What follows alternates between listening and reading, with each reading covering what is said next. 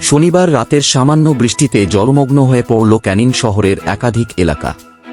রাস্তা থেকে বাজার অলিগলি সর্বত্রই জমে যায় হাঁটু সমান জল। দুর্ভোগে পড়েন সাধারণ মানুষ ও ব্যবসায়ীরা। সকাল পর্যন্ত জলের উপর দিয়ে যাতায়াত করতে হচ্ছে পথচারী এবং সমস্ত গাড়িকে। এই ঘটনায় শাসক দল তৃণমূল কংগ্রেসকে তীব্র আক্রমণ করেছে বিজেপি নেতা প্রশান্ত বায়েন কি বললেন শুনুন।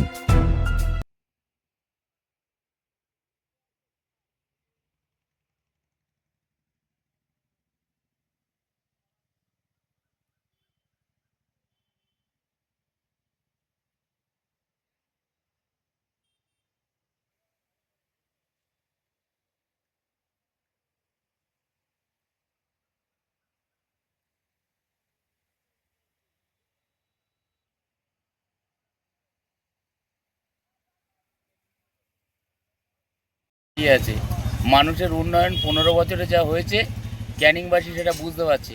কোটি কোটি টাকা ড্রেন তৈরি করা হলো, ড্রেনে জল যায় না, এমন একটা ড্রেন তৈরি হয়ে গেল, কোটি কোটি টাকা উঠে গেল, অথচ ড্রেনের কোনো সুরাও হলো না।